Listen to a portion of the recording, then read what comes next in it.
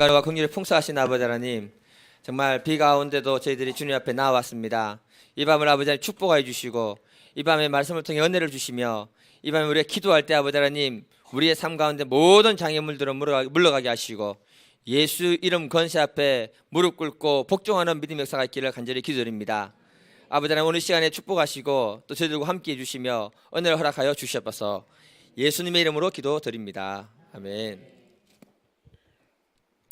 에베소서 1장 20절에서 23절 같이 같은 한 목소리로 읽겠습니다.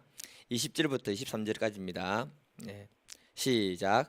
그의 능력이 그리스도 안에서 역사하사 죽은 자들 가운데서 다시 살리시고 하늘에서 자기의 오른편에 앉히사 모든 통치와 권세와 능력과 주권과 이 세상뿐 아니라 온 세상에 일컫는 모든 이름 위에 뛰어나게 하시고 또 만물을 그의 발 아래 복종하게 하시고 그를 만물 위에 교회의 머리로 삼으셨느니라. 교회는 그의 몸이니 만물 안에서 만물을 충만하게 하시는 이의 충만함이니라. 아멘.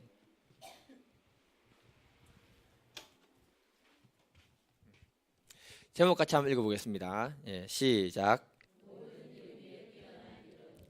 비가 그만큼 많이 오는데 어떻게 오셨습니까? 예. 여러분들은 그 장명학에 대해서 어떻게 생각하십니까? 장명학, 이름 짓는 거 있잖아요. 이름. 원래 이 장명학은요, 아담이 모든 동물들에게 이름을 지어주면서부터 시작이 됩니다. 그리고 나중에 보게 되면은 하나님이 아브람의 이름을 아브라함으로 바꿔주시고요, 또 사레의 이름을 갖다가 사라로 바꿔주십니다. 그리고 욕심장이었던 속이는 자, 욕심장이라는 뜻은 야곱의 이름을 갖다가 하나님과 겨루어 이기는 자로 해서 이스라엘로 이름을 바꿔주십니다. 맞지요? 이렇게 하신 이유가 어디 있을까요? 우리의 이름 속에는요, 그 사람의 능력과 성격과 소망하는 것들이 그 안에 들어있기 때문에 그렇습니다.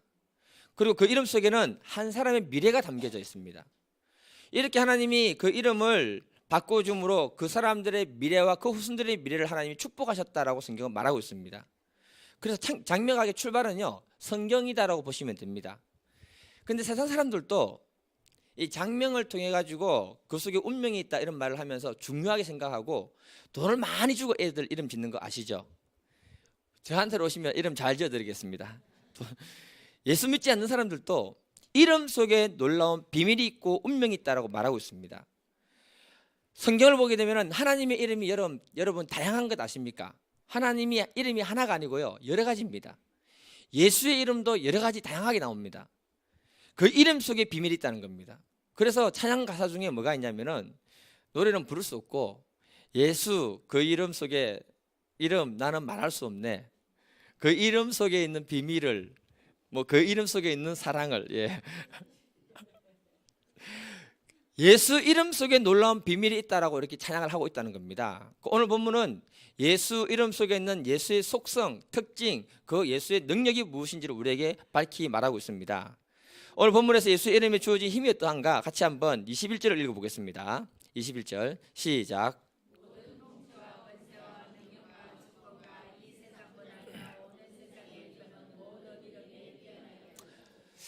예수님에게는 모든 통치권이 주어져 있습니다. 이 통치권은요, 만물을 다스리는 힘이라고 말합니다. 왜냐하면 만물은 하나님에 의해서 창조되어졌기 때문에 만물은 하나님에 의해서 다스려지는 존재들이다 이렇게 말하는 겁니다. 빌립보서 2장 9절 10절도 같이 한번 읽어보겠습니다. 시작. 그러므로 하나님이 그를 지극히 높여 모든 이름 위에 뛰어난 이름을 주사 하늘에 있는 자들과 땅에 있는 자들과 땅에 있는 자들 모든 무릎을 예수 이름에 꿇게 하시고. 아멘. 하나님이 예수를 지극히 높여주셨습니다. 그리고 그 모든 이름 위에 가장 뛰어난 이름이 예수의 이름이라고 우리에게 선포해 주고 있습니다. 그 이름 앞에 만물이 무릎을 꿇는다 하나님은 말씀하십니다. 예수의 이름에는 비밀이 있는데요, 예수 이름 안에 만물이 복종하고 만물이 그 통치권 안에 들어와 있다라고 이렇게 말해주고 있는 것입니다. 이러한 예수의 이름과 권세를 갖다가 하나님은 우리에게 허락하셨습니다. 마가복음 16장 17, 18절을 보면 믿는 자들에게 이런 표적이 따르니 곧 그들이 내 이름으로 귀신을 쫓아내며 새 방언을 말하며 뱀을 집어올리며 무슨 독을 마실지라도 해를 받지 아니하며 병든 자에게 손을 얹은 적 나으리라. 아멘. 예수 이름에 권세가 있는 줄 믿습니다. 그 이름 권세로 손을 올리면은 병든 사람이 치유되는 줄 믿습니다. 어떤 해로운 것을 먹은 사람들이라도 예수 이름으로 선포하면 그 독으로부터 해방되는 줄 믿습니다. 그래서 우리들도 이 예수의 이름 권세를 얼마든지 그 이름 권세를 가지고 우리의 환경을 바꿀 수가 있고 우리의 삶의 모든 영역에 적용해서 그 어둠을 물리칠 수 있다라고 우리에게 말해주시는 겁니다. 22절을 보게 되면은 또 만물을 그 발 아래 복종하게 하시고, 하나님은 만물을 예수의 발 아래 복종하도록 하나님 허락하셨습니다. 다시 말해서 예수의 이름이 만물 중에 가장 가치 있는 이름이다라고 우리에게 말해주는 겁니다. 그의 통치권이 만물에게 주권 속에서 이렇게 움직이고 있다, 이렇게 말해주고 있는 겁니다. 그래서요, 세상은 질서가 없는 것처럼 보이지만 주님이 이 세상을 다스리고 계시기 때문에 질서 있게 이 세상은 움직이고 있다, 이렇게 말해주는 거예요. 우리나라 이 아픈 역사를 보게 되면은 일제시대가 끝나고 얼마 후에 6.25 사변이 터지지 않습니까? 그 기간은요, 이 나라가 바로 세워지는 그런 기간들이기 때문에 무정부 시대였다라고 이렇게 말합니다. 이 무정부 시대에 법이 통하는 것이 아니고 뭐가 통했습니까? 주먹이 통했습니다. 예. 그 시대 정치 깡패 이정재라는 사람 혹시 아십니까? 예. 자유당 시절에 이 사람은요, 이마수 유지관과 더불어서 악랄한 정치 깡패였습니다. 원래 깡패였는데 정치하는 데 뛰어들어가지고 정치하는 그런 깡패가 되었습니다. 야당 들어갔다가 무차별하게 테러하고요, 단성사 저격 사건 통해 사람을 죽이는 그런 일까지 했습니다.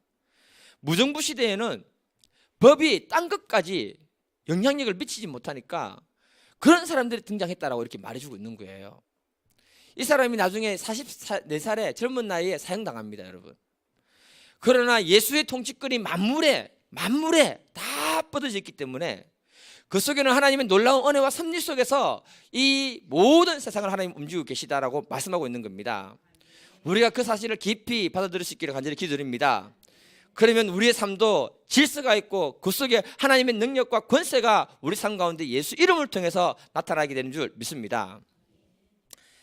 우리가 주의 깊게 잘 살펴봐야 되는 게 있는데요, 개인이나 잘 되는 기업들을 보게 되면 잘 되는 기업에는 반드시 그 기업의 핵심 가치가 있습니다.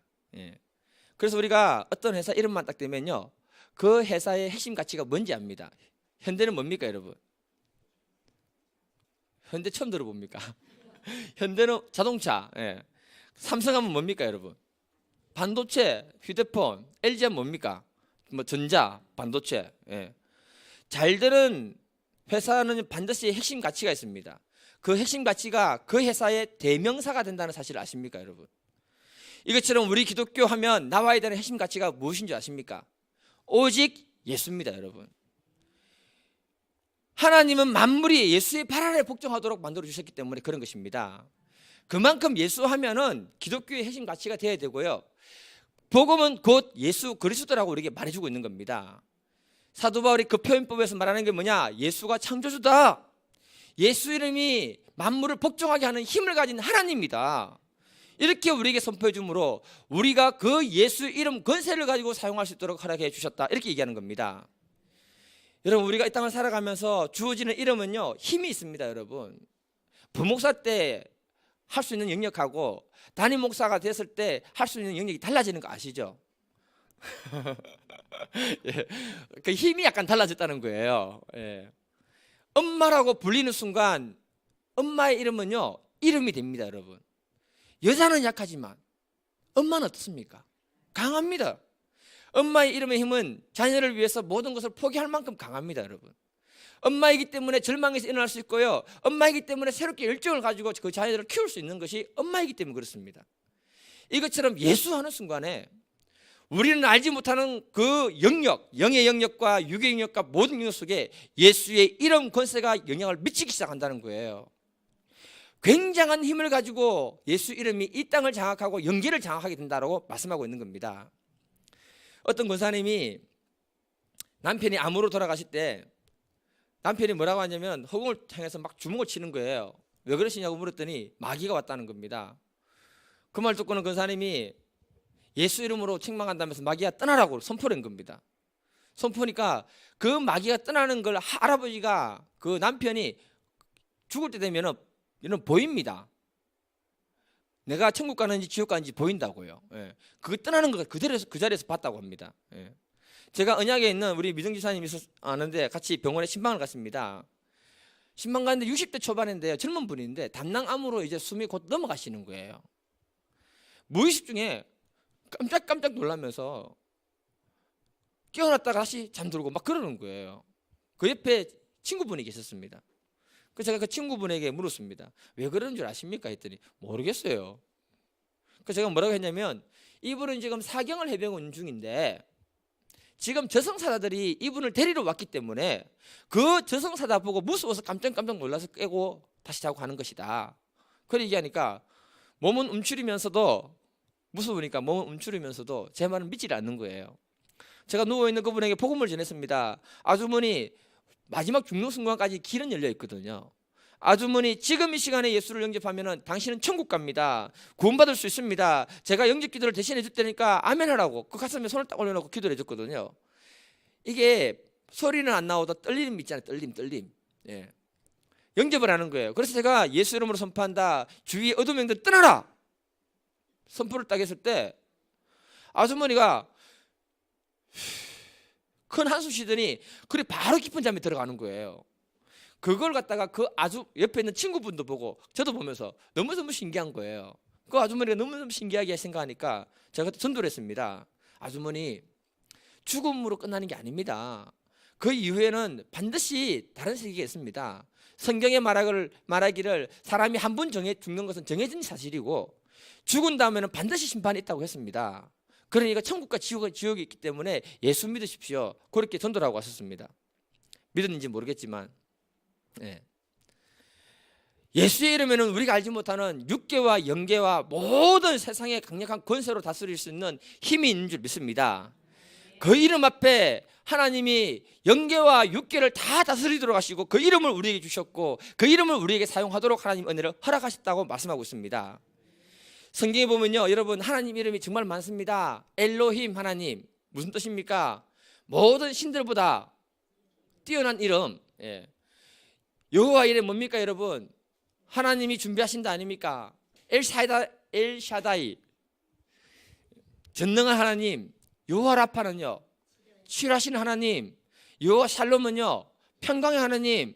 여호와 샤마는 이 자리에 임재하시는 하나님. 야훼 하나님은요 언약을 지키시는 하나님. 우리의 삶에 어려움이 있고 하나님의 도움을 구할 때 특징적인 하나님의 이름을 부르기만 하면 그 하나님이 치료의 하나님으로 역사하시고 평강의 하나님으로 역사하시고 우리 삶 가운데 권능의 하나님으로 역사해 주신다고 말씀하고 있는 거예요. 로마서 10장 13절 누구든지 주의 이름을 부른 자는 구원을 얻으리라. 아멘. 우리의 삶에 문제가 있을 때 강력한 예수의 이름 권세, 하나님의 이름 권세를 믿고 주님을 부를 수 있기를 간절히 기도드립니다. 잠언 18장 10절 한번 읽어보겠습니다.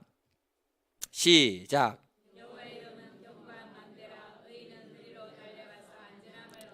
아멘.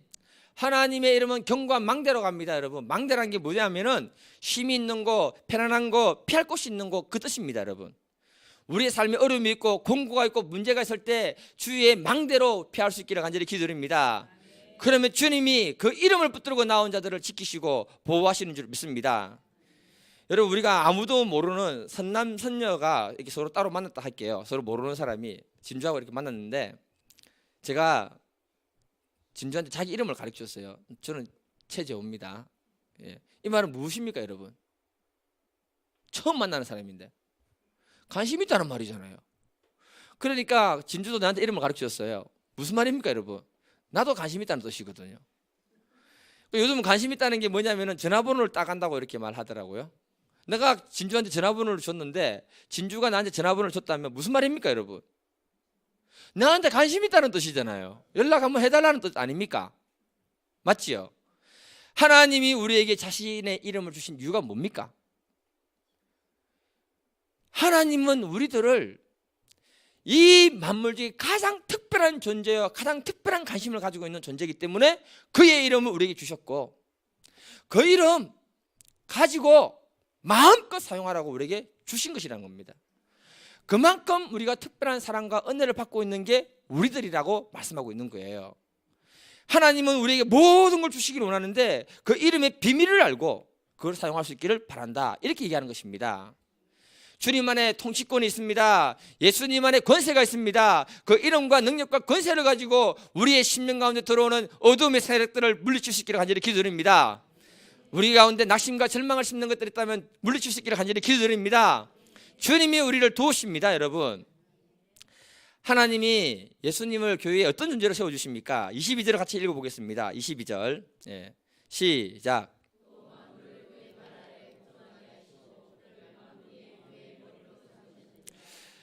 하나님이 예수님을 교회의 머리로 삼았다, 이렇게 말합니다. 교회의 머리로 삼고 만물을 지배하도록 하셨다, 이렇게 말합니다. 자, 여기에는요 몇 가지 뜻이 숨어 있는데, 교회는 만물을 대표한다는 그런 의미가 그 안에 들어 있습니다. 그래서 만물 위에 교회를 머리로 세웠다, 이렇게 얘기하는 거고요. 교회는 만물 위에 최고의 존재, 최고의 가치 있는 존재가 바로 교회다라고 이렇게 말해주는 거예요. 교회는 그 대표자의 머리를 예수님으로 세웠는데, 예수님이 교회의 대표자가 됐다는 게 무엇을 의미하냐면 예수님이 교회를 책임지는 존재다, 이렇게 얘기하고 있는 것입니다. 좀 더 확장해서 얘기하면요, 예수님이 교회의 머리가 됐다는 말은 우리들의 머리가 되어주시고 우리들의 삶을 책임지시고 보호하시는 분이 예수님이라는 것을 말하고 있는 것입니다. 그래서 예수님은 성경을 통해서, 성경을 보면 두 가지를 보여주는데, 하나님은 세상의 왕들부터 만물들을 다 복종시키는 그 이유가 뭐냐 하면은 우리를 지키고 보호하기 위해서 세상의 왕들과 만물을 복종시킨다, 이렇게 얘기하고 있는 겁니다. 하나님이 모세를 떨기나무가 있는 곳에서 부르십니다.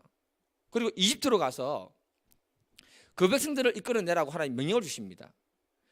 그때 모세가 뭐라고 하느냐, 하나님 당신의 이름이 뭡니까? 물었더니 출애굽기 3장 13절에 나는 스스로 있는 자다. 굉장히 애매한 대답을 했습니다. 그러면서 뭐라고 하느냐, 바로 왕에게 가서 이 백성들이 나를 위해서 제사를 지낼 거니까 내 보내라고 말해라. 그래서 모세는 그 말을 합니다.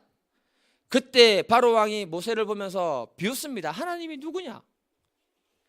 이때부터 하나님이 하신 일이 뭐냐 하면은 10가지 재앙을 통해서 하나님이 누구인지 이스라엘 백성들에게도 가르쳐주고 그 이집트의 왕과 모든 그 백성들에게 하나님이 누구인지를 가르쳐주기 시작합니다. 그때 이들이 하나님이 무시무시한 하나님이라는 것을 알고 다 무릎 꿇고 복종하는 것을 우리가 이렇게 알게 됩니다. 그런데 중요한 건 뭐냐, 왕부터 백성까지 다 무릎을 꿇었는데 하나님은 자기 백성들은 철저하게 보호하셨다는 거예요. 이해가 되십니까, 여러분? 모든 만물을 복종시키는 이유는 뭐냐, 하나님이 그 백성을 지키고 보호하기 위해서 복종시키는 것이다, 이렇게 얘기해 주는 거예요. 예를 들면은 예수님의 사역도 보면 그렇습니다, 여러분. 자기가 자기 사람들을 굉장히 철저히 보호하고 지켜주시는 게 예수님이었는데, 예수님과 제자들이 갈릴리 바다에 배를 타고 지나갈 때 풍랑이 와가지고 배를 뒤집으려고 하지 않습니까? 그때 예수님과 제자들이 두려워서 예수님을 깨웠을 때 예수님 뭐라 합니까? 바람과 바다를 향해서 고요하라 잠잠하라고 선포합니다. 그때 만물이 복종을 합니다. 왜 바람과 바다를 고요하게 하고 복종하게 시켰을까요? 그 제자들을 지키기 위해서. 이해가 되십니까, 여러분? 그래서 우리가 깨달아야 되는 게 뭐냐면은 하나님은 우리를 위해서 만물을 복종시키고 그 만물을 다스리고 계신다, 이렇게 말씀해 주는 거예요. 제가 성경을 볼 때 제일 신기한 게 뭐냐면은 여호수아가 가나안 땅을 정복해 들어갈 때 한참 싸우다가 해가 서쪽으로 넘어갑니다. 난 이게 제일 신기해요. 그때 태양아 기브론 골짜기 위에 머물라, 달아 너는 아얄론 골짜기에 머물라, 이렇게 명령합니다. 그 명령대로 그 달과 해가 그 자리에 서게 됩니다. 그런데 저는 뭘 생각하게 되냐면요, 우리가 볼 때는 단순하게 해와 달을 멈추는 것처럼 보이지만은 하나님이 볼 때는, 지금 과학적으로 볼 때는 최소한 우리의 태양계 정도를 하나님이 이렇게 멈춰주는 작업을 하는 거예요. 하나님이 우리를 위해서 태양계까지 복종시키는 그런 일을 하셨다, 이렇게 이해하는 겁니다. 그래서 우리가 알아야 되는 게 뭐냐면은 만물을 복종하게 하신 그 이유는 뭐냐, 하나님이 우리의 삶을 지키고 보호하기 위해서 만물을 복종하게 하셨다, 이렇게 얘기해 주는 거예요. 그러니 예수 이름을 알고 예수를 믿고 있는 우리가 얼마나 복을 받은 존재들이고 특별한 존재인가를 갖다가 잘 말해주고 있는 것입니다.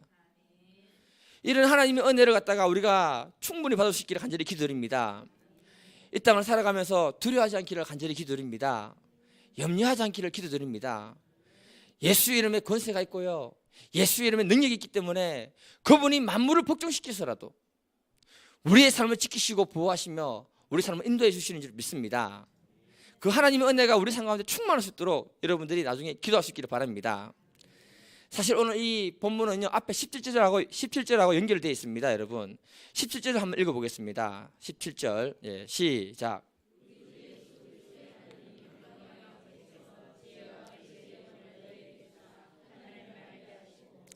지혜와 계시의 영으로 하나님을 할 때 그 이름 속에 있는 비밀을 가지고 우리가 마음껏 사용하는 믿음의 사람이 되는 줄 믿습니다. 어느 날 어떤 목사님한테 한 중년 남자가 전화를 걸어서 얘기하기를 뭐라고 하느냐, 자기 생명을 구해줘서 너무 고맙습니다, 이렇게 얘기를 하는 거예요. 근데 그 목사님은 이 남자를 본 적이 없습니다. 그럼 무슨 얘기냐면, 자초지종을 물어보니까 이 사람이 사업을 하다가 망해가지고 이 망하고 난 다른 새로운 사업을 했는데 그 사업을 하면서 이 사업이 너무 좋지 않는 거라는 걸 깨닫게 된 거예요. 깨닫게 되면서 이 배상을 해가면서 그 사업을 손을 떼려고 하는데 알고 보니까 조직폭력배하고 이게 연결이 돼 있었던 겁니다. 다 배상을 하고 이렇게 해서 손을 뗐는데 그 조직폭력배 중에 3명이 어느 날 밤에 찾아와가지고 그 사람을 죽이려고 온 거예요. 그런데 대장으로 보이는 한 사람이 벽에 걸려있는 인천 무슨 교회 그 달력을 본 겁니다. 달력을 보니까 그 밑에 누구 목사 이름이 딱 적혀 있잖아요. 그러니까 뭐라고 하느냐면, 당신 저 목사 어떻게 하느냐 이렇게 물은 겁니다. 근데 자기는 그곳에 달력이 있었다는 사실도 몰랐고 교회도 안 다니고 있고 위급하니까 그냥 자기는 그 교회 알고 그 교회 다닌다고 거짓말을 한 거예요. 그랬더니 그 대장되는 사람이 전화를 하더니 뭐라고 하느냐, 급기야는 그 전화하면서 어떤 사람하고 막 통화하면서 싸우면서 이제 나가더랍니다. 그 내용을 들어보니까 그 사람 건드리면 가만 안 둬, 뭐 이런 식으로 막 얘기를 하더래요. 그러니까 뭐냐면은 그 목사를 아는 사람들이었다 이렇게 얘기되는 거예요. 그러니까 그 사람이 목숨을 구원받게 된 거예요. 그래서 전화를 했더니 그 목사님 뭐라고 하느냐, 과거에 자기가 이렇게 애들을 갖다 거둬서 키웠는데 그 중에 나갔던 애들 중에 누구 있지 않을까 이렇게 이제 얘기를 한 겁니다. 중요한 건 뭐냐면은 그 목사 이름이 그 사람을 살려주었다 이렇게 얘기하는 거예요. 여러분 벽에 걸려있는 그 목사 이름 하나만 잘 봐도 생명을 구할 수 있다면 우리 심장에 새겨진 예수 그리스도의 이름은 인간이든 영계든 어떤 존재든 그 이름을 아는 자들은 절대로 우리를 건드릴 수 없다는 것을 말씀해주고 있는 거예요. 우리가 하나님으로부터 이렇게 축복과 보호를 받고 있는 존재들이라는 것입니다. 자, 지난번에 말씀드렸을 때 남편은 소중합니다 이 말씀을 드릴 때 남편을 하나님 가정의 보호자로 세우시고 섬기는 존재로 세웠다고 말씀을 드렸습니다. 여러분 남편이 있기 때문에 여자분들은요 보호를 받는 거 아십니까? 첫 번째 받는 보호가 뭐냐면 심리적인 보호를 받습니다. 남편이 있기 때문에 나는 남편이 있는 여자다. 우리 어머니가 혼자 사시잖아요. 자녀들도 멀리 떨어져 있고 혼자 있기 때문에 마음에 두려움이 있는가 봐요. 어느 날 집에 내려갔더니 집에 남자 신발이 있는 거예요. 뭐 우리 엄마한테 남자가 하나 생겼나? 그런데 알고 보니까 뭐냐면은 혼자 산다는 게, 아파트에 살아요. 문 잠그고 살아도 아무 이상 없어요. 그런데 혼자 산다는 게 두려우니까 누가 나를 해코지하지 않을까, 우리 집에 남자가 있다는 걸 표시하기 위해서 남자 신발을 딱 갖다 놓은 거예요. 여러분 남자가 이런 존재입니다. 없어도 될 것 같지만은 아내와 자녀들은요 남편이 있다는 자체가 보호받는 존재라는 걸 말하는 거예요. 이것처럼 우리 삶의 보호자가 예수님이 되어주신다 이렇게 말씀하고 있습니다.